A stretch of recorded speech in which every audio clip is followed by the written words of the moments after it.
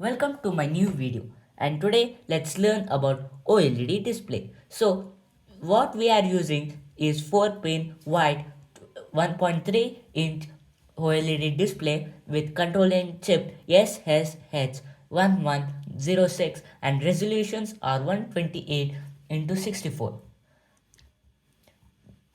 This uses VCC for power positive, GND for power ground, SCK clock wire and SDA data wire. So it's a monochrome dot matrix display module with 12C interference. It is perfect when you need an ultra small display. Comparing to LCD, OLED screens are way more competitive, which has a number of advantages such as high brightness, self-emission, high contrast ratio, slim outline, wide viewing angle, wide temperature range, and low power consumption. It is compatible with any 3.3 volts to 5 volts microcontroller such as Arduino Uno.